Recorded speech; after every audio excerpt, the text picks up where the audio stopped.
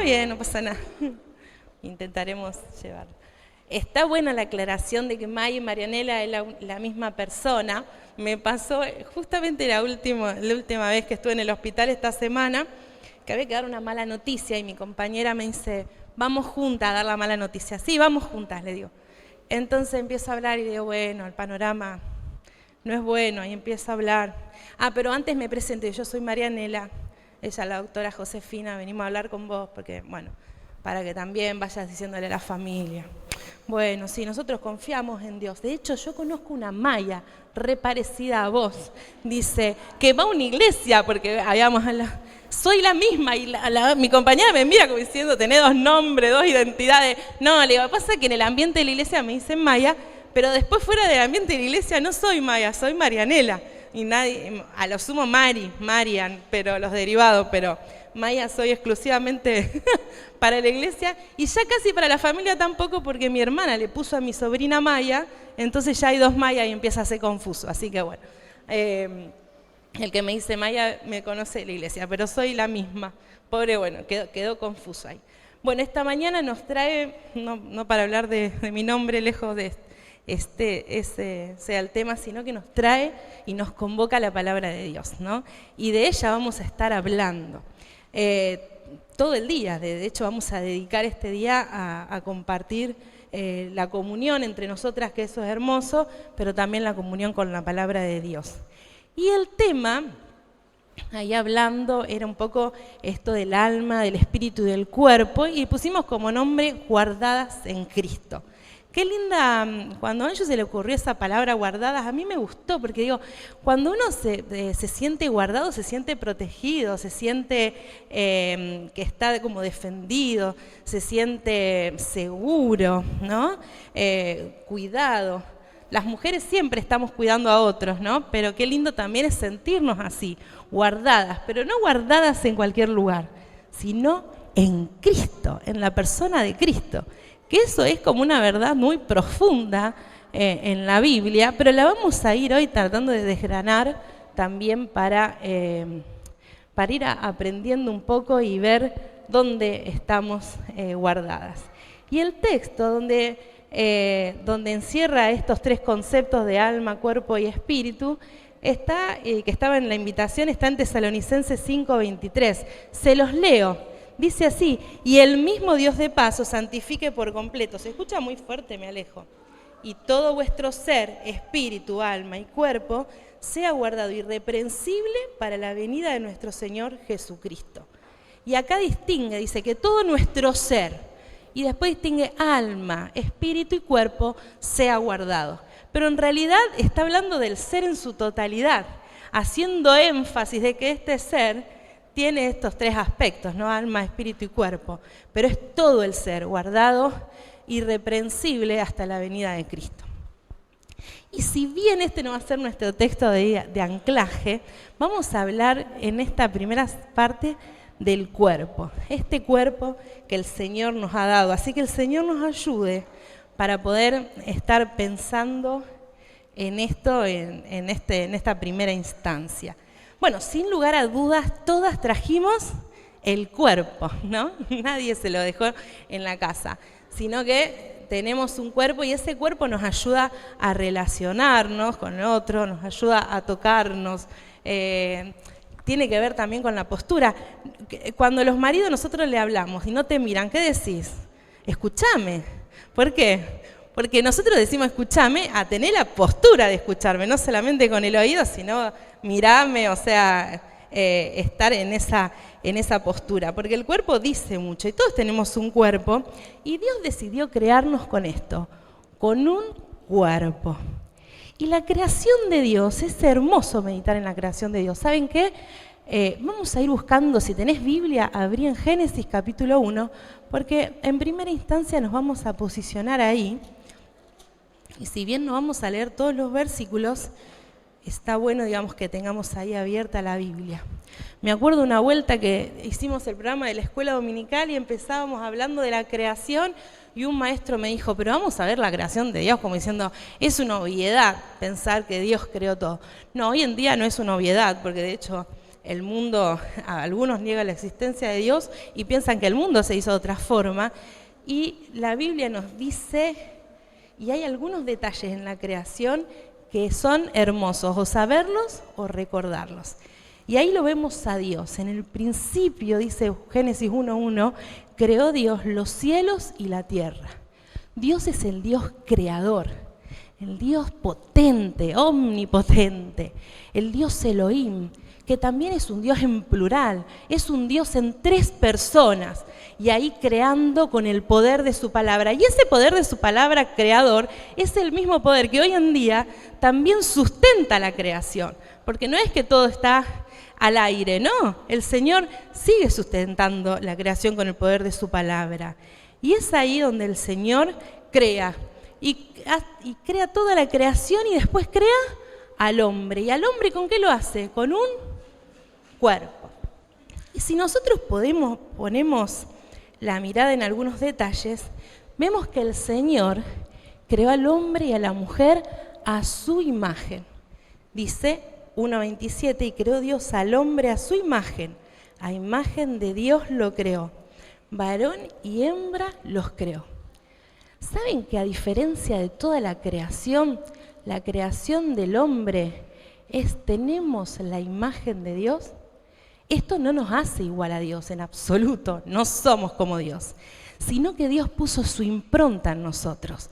Es como si Dios hubiera puesto en nosotros un espejo para que reflejemos su gloria. Y esto hace que también seamos distintos al resto de la creación, porque tenemos esa imagen de Dios, esa impronta de Dios en nuestra vida. Ahora, este Dios creador y sustentador hizo al hombre y a la mujer. Y también nos vamos a parar acá y vamos a reforzar esta idea. Dios no hizo varios géneros. Dios hizo 2 sexos, 2 géneros, hombre y mujer, varón y hembra. Y ambos en igualdad de dignidad, diferentes pero complementarios. Y Dios nos crea. Y dice Génesis 2:7, entonces Dios formó al hombre del polvo de la tierra, dice, y sopló en su nariz aliento de vida, y fue el hombre un ser viviente. Y acá, para sorpresa nuestra, o por lo menos cuando yo lo pensé de esta forma me sorprendí, primero hubo un cuerpo, y después Dios sopla aliento o hálito de vida. Yo pensaba en la contracara de esto, ¿no? Cuando nosotros, atendemos un paciente grave, acá hay un montón de enfermeras que van a entender lo que voy a decir. Todas la van a entender, pero ellas lo van a haber experimentado quizás. El paciente es grave, uno hace todo y de repente ya no hay nada más para hacer. Uno escucha, no hay latido cardíaco. Uno mira, no hay dinámica respiratoria. Mira las pupilas, que son como la pantalla del cerebro para ver. La pupila no se agranda, no se achica, no hay actividad cerebral. Y uno tiene ahí un cuerpo, pero no tiene vida. Pero también pensaba, en medio, pensar en la contrapartida, ¿no?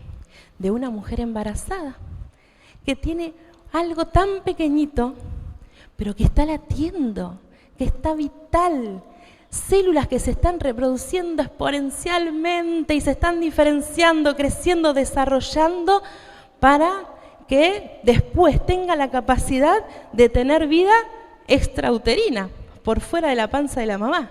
Pero ya hay vida, hay aliento de vida. Sin lugar a duda, Dios es el dador de la vida y creemos que desde que se junta esta pequeña célula del espermatozoide, del óvulo, y ahí es esa unión que se llama fecundación, aunque todavía ni siquiera a lo mejor está implantado, ya hay vida. Y Dios es el que da la vida. Dios es el creador de la vida. Y esa vida nos la da y hace que esa vida esté en un cuerpo que es tangible, en algo que podemos ver y tocar, y que a veces duele, ¿o no? ¿No les duele? Parece que no, que soy la única. Bueno, soy cuarentona, así que Y Dios nos da el cuerpo, y gracias a Dios por este cuerpo que nos ayuda a hacer todo lo que hacemos. Todo lo que hacemos, lo hacemos por medio del cuerpo. Miren,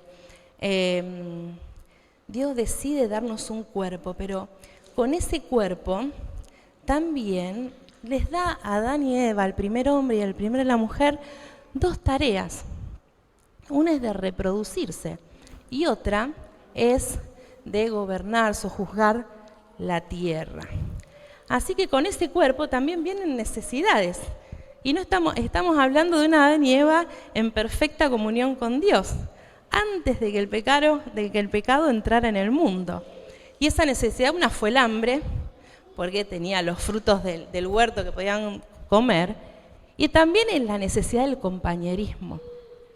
Yo no sé si vos sabías, pero esto de el matrimonio, el hombre y la mujer unidos, no es una idea del hombre, no es un invento de la sociedad, no, es un diseño de Dios.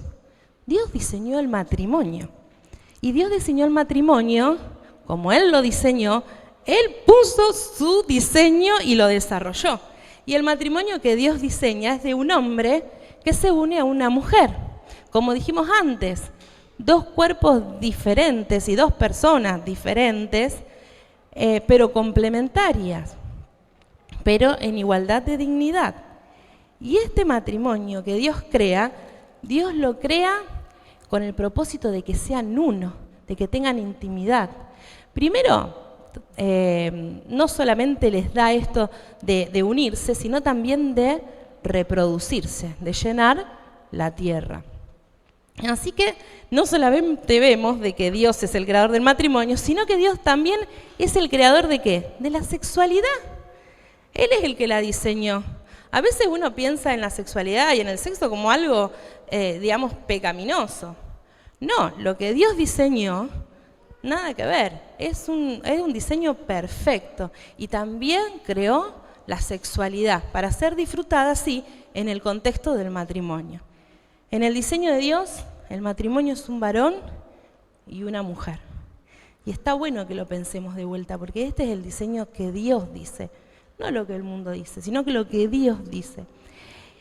Y estaban ahí en el Edén. Dios le busca una pareja a Adán, no encuentra, entonces diseña a Eva. Y cuando se la muestra, no sé, para mí a Adán le encantó, ¿no es cierto? ¿Ustedes qué piensan? Le súper encantó. Y Dios le dice, bueno, dejará el hombre a su padre y a su madre, y se unirá a su mujer, y serán una sola carne. ¿Qué significa esto? Dejará al hombre a su padre y a su madre. Bueno, esta unión iba a tener una independencia, no iba a ser con papá y mamá, sino que iban a ser exclusivos entre ellos. Dejará el hombre a su padre y a su madre, se unirá a su mujer. ¿Qué significa? Que iban a tener una intimidad, que iban a tener también relaciones sexuales. Y serán una sola carne. Esa intimidad iba a ser una intimidad también duradera y también inseparable. Ese es el diseño de Dios. Así que esta sexualidad Dios la pone en el matrimonio por ese contexto. Si vos sos adolescente y no te vas a casar por ahora, porque todavía dependés económicamente de tus padres, emocionalmente de tus padres, te va mal en una prueba, vas a llorar con tu mamá, por lo menos yo hacía eso, la Van yo también.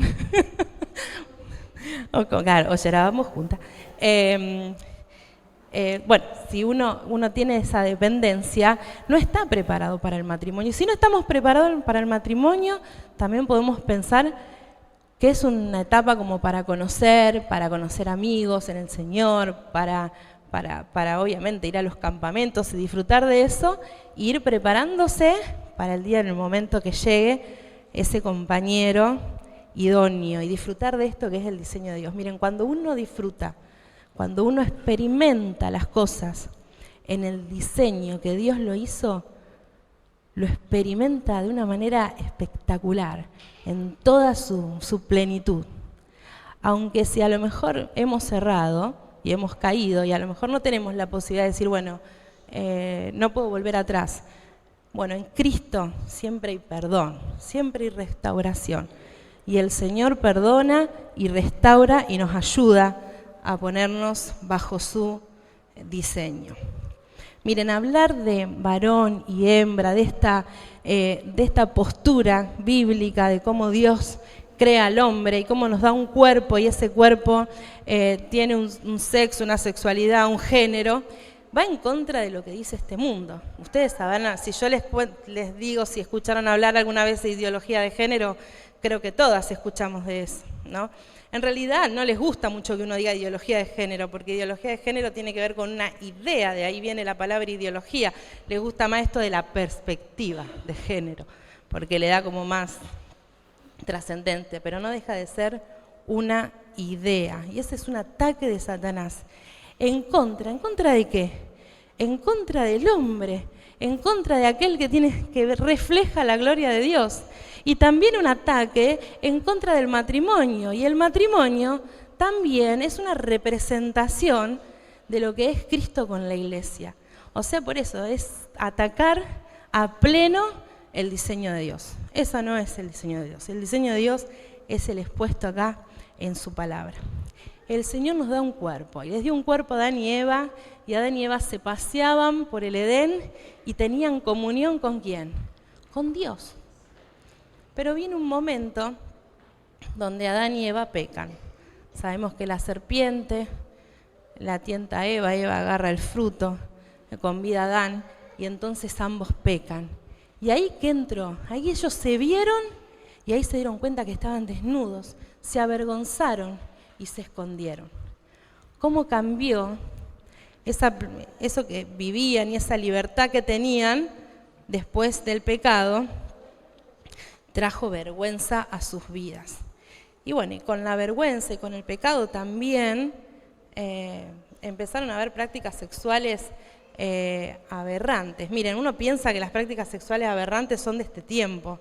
Yo les digo que si van al Génesis, van a ver desde la poligamia hasta violaciones que la Biblia relata. Cuando entra el pecado, entra también prácticas sexuales que no están para nada dentro del diseño de Dios.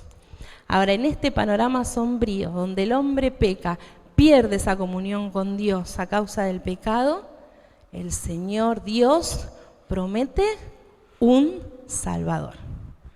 Mira, yo no sé si hoy es la primera vez que escuchás de la Biblia, pero vamos a hablar mucho del Salvador prometido de Dios. Y este Salvador es nada más ni nada menos que el Hijo de Dios. El Hijo de Dios se hizo hombre. Y eso significa que tomó un cuerpo, como este cuerpo que estamos hablando de nosotros. O sea, se limitó, porque Él era Dios, pero se hizo hombre, tomando forma de hombre y encarnándose. Dice la Biblia en Juan, dice, y el Verbo de Dios se hizo hombre y habitó entre nosotros. Y vimos su gloria, o sea, habitó entre las personas de esa época y lo podían ver de cerca, debe haber sido espectacular. Hay conversaciones que me gustarían, qué curiosa, ¿no? Pero ¿qué habrán charlado Adán y Eva con Dios en el huerto? ¿Qué habrán charlado los discípulos en la barca de noche con el Señor mientras pescaban? Hay conversaciones que la Biblia no cuenta, pero bueno, seguramente deben haber sido excepcionales. Así que el Señor, ahí cuando entra el pecado en el Edén, en el mismo momento hace la promesa de un Salvador. ¿Esto a Dios lo agarra así sorprendido? No. Dice un orador conocido, dice, Dios antes de decir, hágase la luz, dijo, hágase la cruz. Porque el Señor ya sabía, Dios ya sabía que iba a enviar a su Hijo para morir por nuestros pecados. Miren, cuando hablamos esto del pecado y del Señor Jesús, estamos hablando del mensaje del Evangelio. El mensaje del Evangelio es un mensaje que se desarrolla en toda la Biblia, de tapa a tapa, y que es el mensaje que puede cambiar nuestras vidas. Y para hablar del cuerpo, y ya meternos bien de lleno de este cuerpo creado por Dios, vamos a ver qué nos dice Pablo en Romanos, que ya lo leyó Lore en la parte de canto. Y si nos vamos a Romanos, así como estuvimos en el Génesis, nos vamos hasta Romanos, vamos a posicionarnos en Romanos capítulo 12. Y ahí vamos a ver en Romanos 12, 1 y 2.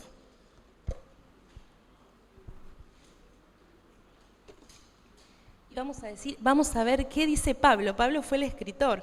Bueno, en realidad el escritor es Dios, porque toda la escritura es inspirada por Dios. Pero bueno, Pablo fue el que le puso la pluma. Dice, así que, hermanos, dice Romanos 12:1, os ruego por las misericordias de Dios que presentéis vuestros cuerpos en sacrificio vivo, santo, agradable a Dios, que es vuestro culto racional. No os conforméis a este siglo, sino transformados por medio de la renovación de vuestro entendimiento, para que comprobéis cuál sea la buena voluntad de Dios, agradable y perfecta. Miren, acá Pablo dice, miren, tienen que entregar sus cuerpos. Pero viene con una idea anterior, porque viene así que, vos decís, ¿pero qué venía diciendo que dice así que? Entonces, indudablemente tenemos que retroceder un poquito en la carta, y vamos a ir al capítulo 1, no se asusten, que no voy a hablar tan largo, pero si retrocedemos en la carta, empezamos a ver que Pablo le empieza a decir a los romanos, miren, somos pecadores. Y en el capítulo 3 dice, somos pecadores, no hay justo ni aún uno, todos se desviaron, aún se hicieron inútiles, no hay quien piense en Dios, no hay quien tema a Dios. Y Pablo les empieza a decir, la raza humana está caída, todos somos pecadores. Y eso nos incluye a nosotros. No te ofendas, te lo digo con la autoridad de la palabra de Dios. Vos y yo somos pecadores. El pecado es cerrar al blanco, el pecado es ofender la santidad de Dios. Es como si hubiera una raya de no pasar y uno transgrede ese límite. Y dice Pablo, somos todos pecadores. Pero esto no queda así. Pablo sigue avanzando en la carta y llegamos a Romanos 5:1 y dice, justificados pues por la fe, tenemos paz para con Dios por medio de nuestro Señor Jesucristo. Y entonces, ¿qué está diciendo Pablo? Miren, en este panorama sombrío, como vieron que le decimos a los chicos, el color negro significa el pecado, en este telón negro, digamos, que es un panorama desalentador, oscuro, todos pecamos, brilla como un diamante el Evangelio. ¿Y el Evangelio cuál es? Es Jesús, que por medio de la fe, el que cree en Jesús, puede ser justificado. Anoche hablábamos con Isi haciendo el devocional de la coraza de justicia. Le digo, mira Isi, es como si fuera un juicio. Y como juez está Dios. Y como acusador, bueno, está Satanás. Como culpables estamos nosotros. Y como abogado defensor está Jesús. Y Jesús se pone adelante y dice, yo pagué por el pecado. Y ya ese acta que nos era contraria, que nos acusaba, ya Cristo la pagó. Y ya el juez no nos ve a nosotros, ve la obra de Cristo, ve Cristo en nuestra vida. Y entonces somos libres de la culpa y somos perdonadas.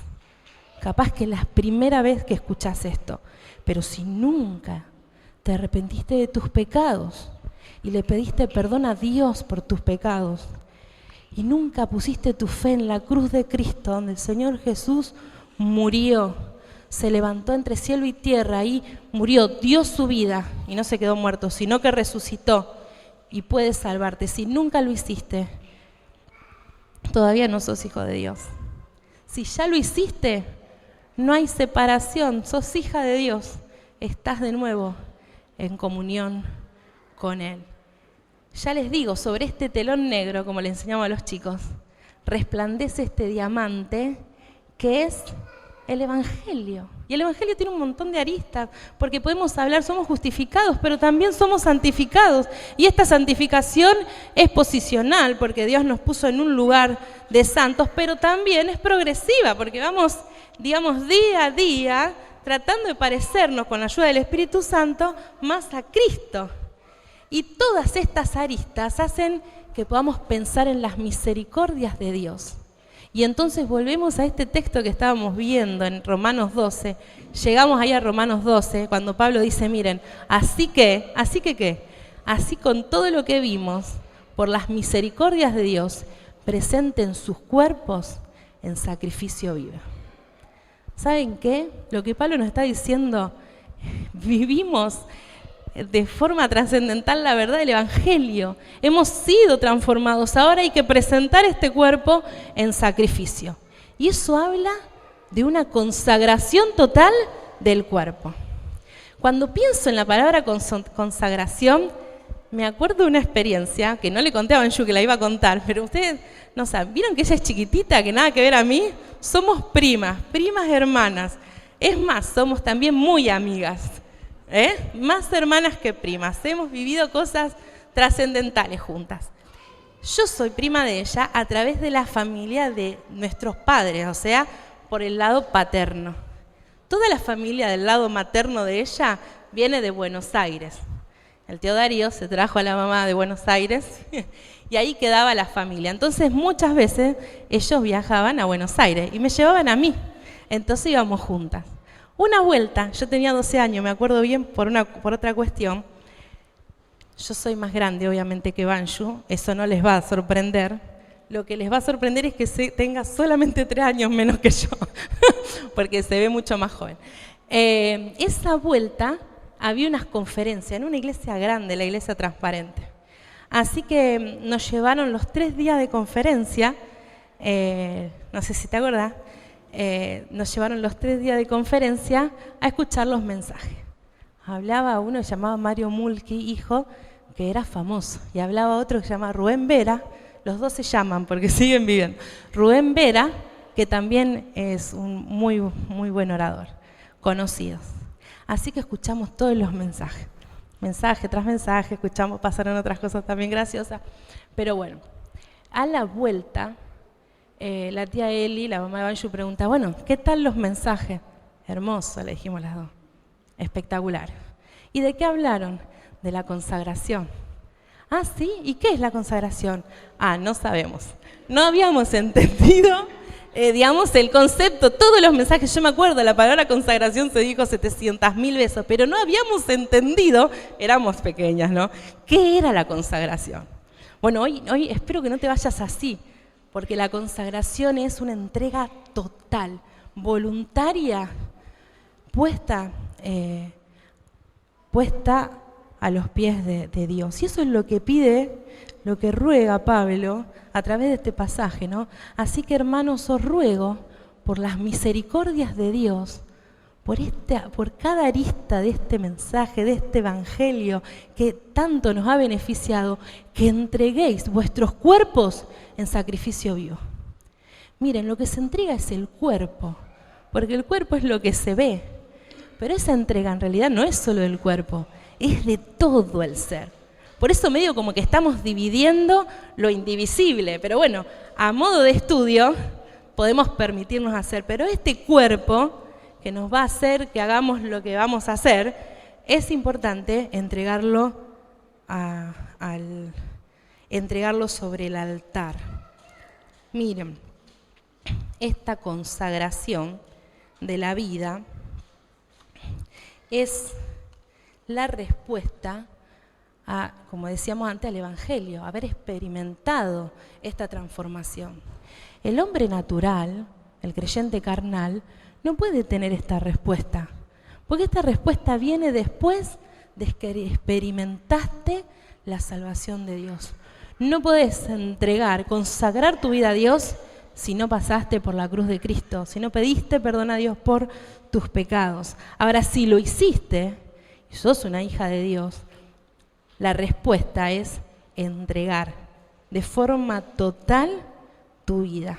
Mire, nada podemos hacer para que Dios nos ame más. Vos no podés hacer nada, ni yo, para que Dios nos ame más. Si nos portamos bien, Dios no nos va a amar más. Pero tampoco nada podemos hacer para que Dios nos ame menos. No podemos, por nuestro pecado, Dios que nos ame menos. Dios nos ama. Dios ha decidido tener misericordia de nosotras. Nos ha buscado, nos ha dado lo más preciado que tenía, que era su Hijo, y a través de su Hijo nos ha dado la salvación, nos eligió, nos tomó antes de la fundación del mundo, nos perdona cuando nos arrepentimos a través de Cristo, y eso hace que como respuesta podamos consagrar nuestros cuerpos ahí en sacrificio vivo. ¿Saben por qué un sacrificio vivo? ¿Y de dónde viene esta idea de la entrega, de poner sobre el altar como un sacrificio? En el Antiguo Testamento, Dios obraba con el hombre de otra forma. Si uno estudia la Biblia, hubo diferentes tiempos. Algunos le llaman dispensaciones. Eran formas en las que Dios obraba con el hombre y fueron cambiando a lo largo del tiempo. Pero no es que Dios cambió, porque Dios es inmutable, Dios no cambia, Dios es el mismo ayer, hoy y por los siglos, ¿no? Lo que cambió fue la forma de relacionarse con el hombre. Y nosotros ahora, cuando queremos pedir perdón, le pedimos perdón a Dios y oramos y sabemos que Cristo murió, pero cuando en la antigüedad, antes de que Cristo fuera el Cordero de Dios, que no fuera porque lo es, de la obra de Cristo, los hombres cuando querían hablar con Dios o querían pedir perdón, tenían que ofrecer un sacrificio y hacían un altar, como una montañita de piedras, ponían leña y ponían un animalito. El animalito tenía que tener varias características y toda la ceremonia tenía características, porque en realidad era una ceremonia que anticipaba el sacrificio que Dios iba a hacer, que iba a hacer con Cristo. Y ese animalito primero se mataba y después se ponía en el altar. Claro, este sacrificio que el Señor nos pide hoy, un sacrificio vivo, es un sacrificio del cuerpo, pero no un cuerpo muerto, un cuerpo que voluntariamente se pone en el altar. En ese altar, ¿para qué? Para ofrecerse a Dios, para apartarse para Dios. Por eso es un sacrificio vivo, es un sacrificio voluntario, pero también es un sacrificio santo. ¿Por qué santo? Hay dos aspectos de la santidad. Una, porque se aparta para Dios. Cuando uno se pone en sacrificio vivo, santo, dice, bueno, ya mis deseos, no voy a cumplir mis deseos, no estoy para responder a lo que yo quiero, para agradarme a mí, sino que me pongo bajo lo que Dios quiere, bajo la autoridad plena de su palabra, para obedecerlo. Pero también un sacrificio santo, porque es un sacrificio que hay que hacerlo en santidad, hay que hacerlo habiendo confesado los pecados. Miren, cuando nosotros creemos en Cristo, si bien todavía la obra de salvación en este cuerpo no está completa, porque se va a completar cuando estemos en la eternidad, y eso lo vamos a ver al final, en un ratito, el Espíritu Santo sí viene a morar en nuestra vida, y tenemos a Dios viviendo en nuestra vida. Y es el cuerpo, ese cuerpo que antes servía al pecado, ahora sirve a Dios. Y antes estaba como sometido y con el pecado que reinaba, ahora no, ahora es templo del Espíritu. Y esto significa que todo lo que hagamos con nuestro cuerpo tiene que llevar gloria a Dios. Miren, hay un escritor que es conocido, seguramente si yo lo nombro se van a dar cuenta, que es John Piper, que dice, lo que significa esto de entregar el cuerpo es que vas a convertir todo lo que haces con tu cuerpo en una demostración de que Dios es tu tesoro. Deja que cada acto de tu cuerpo vivo muestre que Cristo es más precioso que cualquier otra cosa. O dicho en otras palabras, que cada acto de tu cuerpo vivo sea una muerte para todo lo que deshonra a Jesucristo. Mire, esto de llevar el cuerpo sobre el altar es decir, bueno, voy a darle, me consagro entero, vivo voluntariamente, santo, me consagro a Él. ¿Para qué? Para llevar gloria a Dios. Y termina el pasaje diciendo, este es el culto racional. ¿Qué significa esto? que es un acto de adoración, pero también de servicio a Dios. Seguramente vamos a ver después, cuando hablemos del Espíritu, vamos a hablar de la adoración, pero esto, los que saben, dice que bueno, que el servicio y la adoración tienen una estrechez muy íntima, ¿no? Cuando uno adora, sirve, y cuando uno está sirviendo a Dios, también está adorando. Porque adorar no es un acto único, si bien cuando cantamos adoramos a Dios y reconocemos lo que Él es, sus atributos, su soberanía, que Él es todo, también lo tenemos que seguir haciendo en nuestra vida diaria, en esto, ¿no? Y esta vida diaria va a llevar que también esta entrega de la que estamos hablando y esta consagración y esto de poner nuestro cuerpo ahí en sacrificio vivo sea algo también diario, porque a veces nos bajamos del altar, ¿no? Tenemos que volver a ponernos ahí sobre el altar y volver a entregarnos a Dios. Miren, con nuestro cuerpo, ¿por qué es importante presentar nuestros cuerpos en sacrificio vivo? Porque con el cuerpo hacemos lo que hacemos. Y también vamos a ver que el pasaje sigue hablando de la mente. ¿Y por qué sigue hablando de la mente? Porque la mente está muy relacionada con lo que hacemos con el cuerpo. Porque esta mente, también, la mente va a formar un carácter y esto también se va a manifestar en lo que hagamos con el cuerpo. Por eso, sigue diciendo el versículo 2, no os conforméis a este siglo, sino transformaos por medio de la renovación de vuestro entendimiento, para que comprobéis cuál sea la buena voluntad de Dios, agradable y perfecta. Miren, esta transformación y esta entrega del cuerpo va acompañada con una transformación íntima, profunda, que es no conformarse con este mundo. ¿Qué significa esto? ¿Vamos a salir del mundo? No. Si Dios nos dice que seamos un reflejo de la gloria de Dios y que llevemos su imagen en este mundo, en este contexto, pero sí estamos en el mundo, pero sí estos principios del mundo no deben ser nuestra forma de pensar, porque este mundo tiene principios que están gobernados ¿por quién? Por el príncipe de este mundo, y el príncipe de este mundo es Satanás, el enemigo de nuestras vidas. Sino que esta manera de pensar nueva, esta renovación, tiene que estar acompañada con lo que dice la Biblia y con imitar la vida de Cristo, ¿no? Es una transformación íntima. Dice, no conforméis, empieza en negativo, pero después pasa al positivo, sino transformados por medio de la renovación de vuestro entendimiento. Esta transformación no es un cambio de conducta. Dios no nos pide algo externo, Dios nos pide algo interno. Esta transformación de la mente viene con una profunda y honda transformación, y es poder llegar a tener la mente de Cristo y llegar a tener la conducta de cómo Cristo vivió y el carácter de Cristo en definitiva. Experimentar esto nos va a ayudar a conocer o a experimentar, valga la redundancia, que la voluntad de Dios es agradable y perfecta. Y eso es hermoso, saber que nosotros estamos rindiendo nuestra vida a Dios, pero no nos estamos perdiendo de nada. Estamos solamente ganando el gozo de poder vivir y caminar en sus promesas, apartadas con la idea de glorificar a Dios y con la idea de seguirlo. Y miren, les hablé mucho, les hablé rápido porque suelo hablar rápido, pero pensaba en esto, ¿no? Que este cuerpo, como dice, se va desgastando. Uno se va poniendo viejito, ¿no? El otro día estábamos diciendo, a ver, ¿a quién le dolía el cuerpo? Que después de los 40 te empieza a doler el cuerpo. Este cuerpo se va desgastando.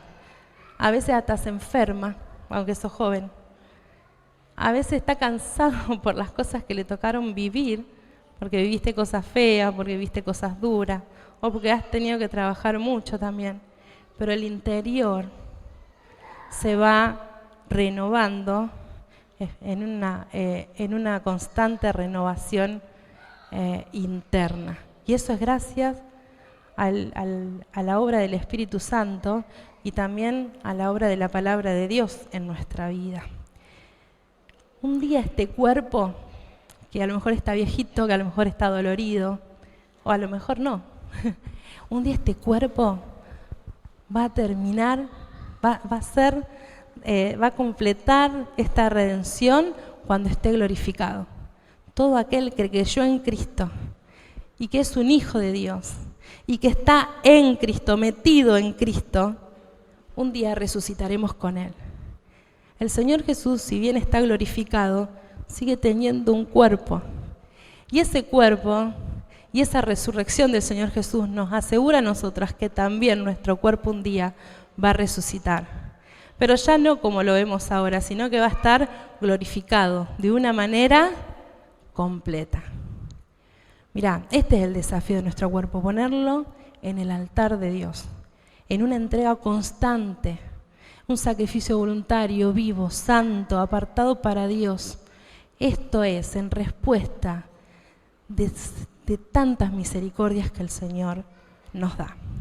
Te quiero, para terminar, de hablar de un cuerpo especial, que es el cuerpo del Señor Jesús. Él entregó su cuerpo, Él dio su vida, pero también puso su cuerpo. Herido fue por nuestras transgresiones, molido por nuestros pecados.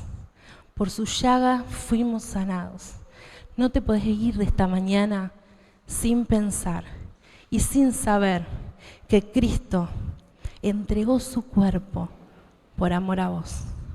Dios te ama, te amó desde antes, te proyectó y envió a Cristo a morir en la cruz, y el Señor Jesús se hizo hombre y ese cuerpo lo entregó, aparte de todo el sufrimiento espiritual que implicó su entrega. Pero ese cuerpo resucitó al tercer día y Jesús vive. Y ese altar, la cruz, ya el Señor Jesús ahí no está, ha resucitado. Y todo aquel que cree en Él tiene vida eterna y tiene la promesa de que un día seremos transformados tal como Él es, a su imagen, ¿no? En un tiempo futuro. Miren, vamos a terminar acá, pero vamos a pedirle al Señor que nos ayude a pensar. Si todavía no entendés bien el Evangelio o por ahí no tomaste ninguna decisión espiritual, no te vayas hoy. Hablemos a través de la Biblia y veamos esto juntas. Y si sos una hija de Dios, fíjate si está tu vida entregada sobre el altar para poder ser un sacrificio vivo, para experimentar lo hermoso que es vivir también en la voluntad de Él. Terminamos orando. Querido Dios, gracias por tu palabra. Te pedimos que ayudes a poner nuestros cuerpos en consagración total a ti, Señor. Gracias por Cristo, gracias por el Evangelio, gracias por tu palabra y gracias por la comunión que tenemos en esta mañana. Te lo decimos en el nombre de Cristo. Amén.